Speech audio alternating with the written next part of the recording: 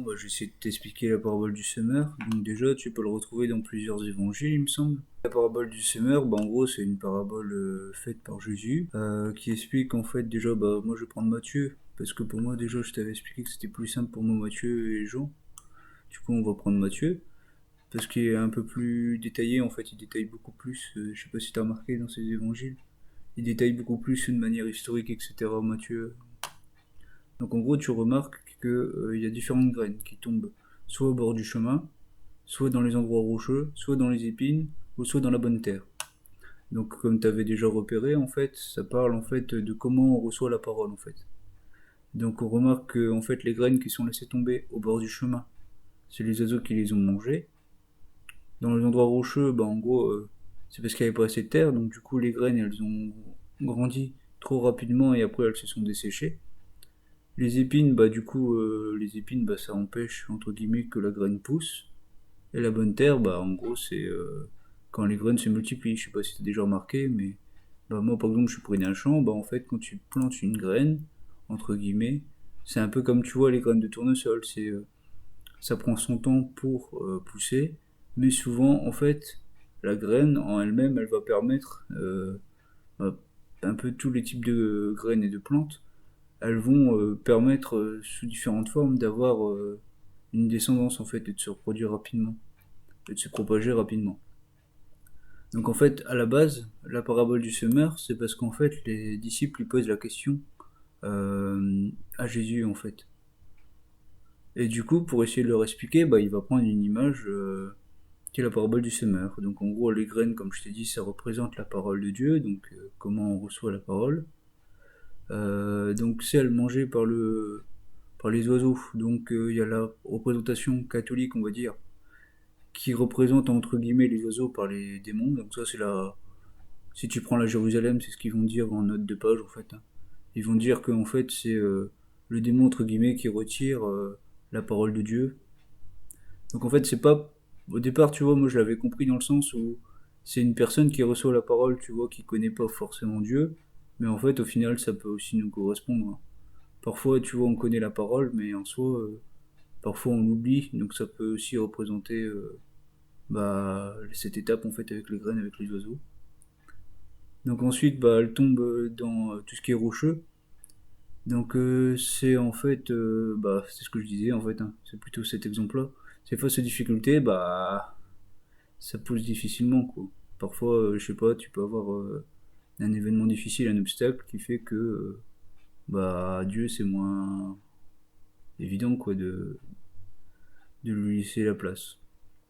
Ensuite, il y a les épines. Donc les épines, c'est en fonction des soucis quotidiens aussi.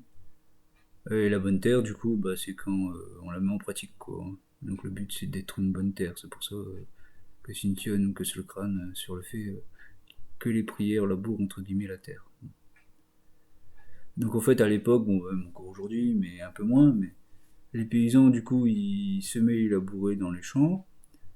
Donc en fait, en gros, tu mets une semence. En fait, c'est bien fait parce que, je sais pas si tu as remarqué, mais en fait, les oiseaux, ils mangent les graines. Et ensuite, c'est entre guillemets eux qui les propagent aussi. C'est un peu comme les abeilles. Et en fait, il fallait savoir qu'à l'époque, en fait, pour faire, admettons, un champ, il fallait entre guillemets 30. Maintenant, si on prend Marc, du coup, en fait, il y a l'idée de la bonne terre que Mathieu parle pas trop tellement de la même manière. C'est en gros, on accueille la parole et on produit entre guillemets du fruit. Donc c'est encore la même idée. Après, il y avait aussi l'idée que je t'avais mise. Tu sais, l'idée que t'avais pas très bien compris, que t'avais pas compris comme ça, dans le sens où en fait parfois la graine elle se dessèche, donc c'est un peu comme le fait que qu'on n'accepte pas Christ, tu sais qu'elle renaît entre guillemets, donc c'est une nouvelle naissance. Je sais plus dans quelle étude je t'en avais parlé, mais euh, bon après les catholiques c'est pas forcément, faut savoir que ça existe quoi. Ah, je veux dire leur interprétation quoi. Parce qu'il y en a, ils interprètent aussi, tu vois, que la graine, tu vois, c'est la bonne terre, du coup, c'est les catholiques, du coup, ceux qui se détournent du chemin. Bon, voilà, je vais pas te faire une image, mais Tu sais ce que j'en pense, c'est pas forcément la meilleure chose sur Terre. Bon, après, les catholiques, c'est bien sympa, mais bon, c'était pour t'expliquer un peu leur vision de la chose. C'était souvent utilisé, tu sais, cette parabole pour, en gros, dire que les protestants ou les hérétiques, entre guillemets, ceux qui pensaient différemment, étaient sur le mauvais chemin. Donc, bon, ça, faut savoir. Donc, si tu commences à regarder dans tout ce qui est Bible Jérusalem, Crampon, ce genre de traduction catholique, ils vont te dire, ils vont t'expliquer ça en fait. Maintenant, bon, maintenant je vais t'expliquer ma vision. Du coup, si on reprend les versets, donc tu vois, je vais prendre Matthieu. Donc, si tu prends Matthieu 13, versets 1 à 8, donc ce même jour, Jésus sortit de la maison et s'assit au long du bord de la mer. Une grande foule s'assemblait autour de lui. Il monta dans une barque et il s'assit. Toute la foule se tenait sur le rivage. Et ensuite, dans Matthieu 13, du verset 18 à 23, vous donc écoutez ce que signifie la parabole du semeur. Lorsqu'un homme écoute la parabole du royaume et ne le comprend pas, le malin vient et enlève ce qui a été semé dans son cœur. Cet homme est celui qui a reçu la semence au long du chemin. Donc en gros, moi comment je le comprends, bah en gros, comme tu as remarqué, l'église, bon bah c'est bien beau l'église, mais il y en a peu qui respectent les enseignements de la Bible. Hein. Il y en a beaucoup qui font par tradition. Donc en gros, dans sa parabole, il explique que ceux qui ont été exposés à la parabole, certains, bah, ils n'arrivent pas à la mettre en pratique. Bon, c'est mon cas aussi, hein. Je dis pas, mais il y en a, comme un peu beaucoup de personnes, ils connaissent la parole, mais c'est pas pour ça qu'ils essayent de la mettre en pratique. Si tu prends la suite, donc Matthieu 13, verset 3 à 4, il leur parle en parabole sur beaucoup de choses et il dit: un semeur sortit pour semer, comme il semait, une partie de la semence tomba le long du chemin, les oiseaux vinrent et la mangèrent. Matthieu 13, versets 18 à 19, vous donc, écoutez ce que signifie la parabole du semeur. Lorsqu'un homme écoute la parabole du royaume et ne le comprend pas, le malin vient et enlève ce qui a été semé de son cœur, cet homme est celui qui a reçu la semence du long du chemin. Donc en gros, labourer, bah, ça représente entre guillemets les cœurs endurcis en fait, hein, comme la terre, et la semence en gros, bah, c'est ce qui permet en fait entre guillemets de porter du fruit. Donc tu vois que même sur ce point de vue-là, c'est à peu près logique. Parce qu'ils gardent la même idée en fait, hein, qui porte du fruit, et tu trouves ça un peu dans tous les évangiles, donc c'est encore une preuve que c'est à peu près correct, correct dans le sens où bon, faut le faire quoi. Que quatre personnes ont des témoignages différents, mais que ça se suive. Donc dans 1 Pierre 1 verset 3, c'est pourquoi saignez les reins de votre entendement, soyez sobres et ayez une entière espérance dans la grâce qui vous sera apportée lorsque Jésus-Christ apparaîtra. Donc pourquoi j'ai mis ce verset là? Bon, je suis pas fan de Pierre, hein, bon c'est le verset 13. Mais en gros, Pierre, qu'est-ce qu'il te dit? Il te dit que bah en fait, il faut rester fidèle à la parole. Grâce à ça, tu auras la grâce. Bon. Donc l'idée que en gros, il faut pour être sauvé aller à l'église tous les dimanches, bon, pour moi c'est un peu une connerie. C'est ce que je pense des mouvements, mais en gros, il y a les adventistes, en gros, bon, pas tous, hein, mais une grande partie, qui vont te dire que, tu vois, le chant, et bah, c'est Israël. Parce que le chant, c'est la base de Dieu, et le peuple de Dieu, ça a toujours été Israël. Bon, ça, ils vont te sortir ça. Donc, pourquoi ils vont te sortir ça? Parce qu'en fait, en gros, Jésus, à la base, il était juif, et comme il était juif, et qu'il connaissait les Écritures, bah, du coup, c'est Israël. Hein. Tu vois, jusque-là, Jésus est venu chercher le fruit en Israël, donc ils vont te sortir, bah du coup, bah, c'est Matthieu, verset 21, 33, 42, puis Psaume 89 à 17, et Ésaïe 5, 1 à 7. En gros, c'est, si tu lis Ésaïe, bon, je sais que t'as pas trop l'Ancien Testament en tête, mais en fait, en gros, Ésaïe, c'est un prophète qui va, entre guillemets, annoncer la venue de Jésus bien avant sa venue, en gros. Il y en a beaucoup qui pensent que c'est qu'Israël, mais en fait, au final, le terrain, c'est, bah, pour moi, c'est le monde entier, parce qu'en gros, en fait, à la base, si tu prends encore cette image-là, la semence, parfois, en fait, tu sais, tu cultivais pas les mêmes. Bah, maintenant, tu cultives à peu près tout le temps la même chose. Mais à l'époque, tu cultivais différentes choses dans les champs. C'est ce que, bah, en gros, moi, ce que je dirais, c'est que comme tu vois, quand tu plantes, euh, à la base, quand tu plantes rien, mais rien du tout, tu auras tout le temps des mauvaises herbes, ok? Et si tu commences pas à arracher les mauvaises herbes, bah, tu pourras pas vraiment planter ce que tu veux. Bah, l'idée, en fait, c'est que le cœur de l'homme, c'est pareil, quoi. Au final, au départ, c'est des mauvaises herbes, hein. Dieu, bon, on n'est pas franchement à l'image de Dieu, hein. C'est même difficile. Donc, en fait, l'idée, c'est que, bah, pour moi, la semence, entre guillemets, et la terre, ça résume bien l'évangile en soi, parce que euh, il faut que la graine germe pour devenir une nouvelle plante, entre guillemets. Et c'est encore l'idée de, de porter du fruit.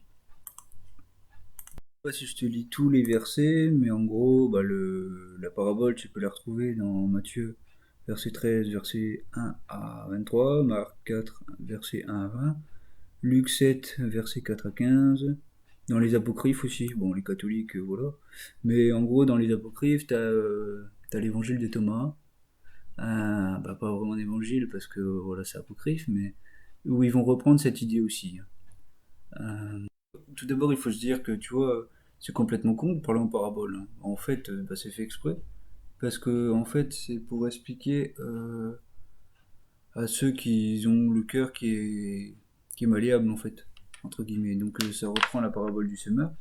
Donc pour répondre à ça, bah, tu vois, tu as le verset Matthieu 13, verset 15. Donc, car le cœur de ce peuple est devenu insensible, ils ont endurci de leurs oreilles et ils ont fermé leurs yeux, de peur qu'ils ne voient de leurs yeux, qu'ils n'entendent de leurs oreilles, qu'ils ne comprennent de leur cœur, qu'ils ne se convertissent et que je ne les guérisse. Donc tu vois, Jésus déjà, il avait fait entre guillemets une sélection en parlant en parabole, pour prendre ceux qui avaient le cœur malléable, tu vois, et non endurci. Le chemin il est piétiné, donc ça montre que la terre en fait elle est dure. Comme les passants traversent sur la terre, bah, du coup la terre devient davantage. Tu vois, les plantes, bah, les graines qui sont sur le bord du chemin et qu'ils n'arrivent pas à planter, tu sais, à germer quoi. Bah moi ça me fait penser à ceux qui sont attachés à leurs croyances, tu sais, un peu comme les pharisiens à l'époque. Bon, je vais pas taper sur des mouvements, mais tu vois, ceux qui sont enfermés dans leur religiosité, dans leurs convictions, tu vois. Ils ont reçu la parole, mais entre guillemets, ils vont rester enfermés entre les rochers, quoi, qui est leur conviction. Voilà. Tu prends des vieilles traductions, en gros. Tu as Luc. Bon, j'aime pas Luc forcément, mais il te dit que c'est ceux qui sont, euh, que la graine n'est pas semée. Il utilise ceux, tu vois, comme s'il parlait de personne. Alors que dans Matthieu, tu vois, il parle pas forcément de personne. Il est plus subtil. Ça, dans Luc, c'est que tu vois, il prend les deux aspects, tu vois. C'est pas que le cœur qui fait que tu reçois la parole, mais c'est aussi les personnes, tu vois. C'est ceux qui ont reçu la parole, tu vois. Lui, il appuie sur les deux points. C'est ça qui est plutôt intéressant chez Luc. La parabole, elle me refait penser, tu vois, au fameux verset Je suis le chemin, la vérité et la vie, nul ne vient au Père que par moi, tu vois. Que par lui, quoi. Dans Jean 3,16, tu sais, c'est le truc de Cynthia, la citation du verset de Cynthia sur son savoir. Ce que je t'expliquais avec Ésaïe, donc en fait, en gros, si tu prends Ésaïe 6, il dit Malheur à moi ceux qui. Car je suis autour d'un peuple dont les lèvres sont impures. Donc en gros, tu vois, ça montrait déjà qu'il y avait déjà des pharisiens, entre guillemets. Ça n'existait pas encore trop à l'époque, mais je pense que tu vois, c'est ça qui parlait, en fait, entre guillemets.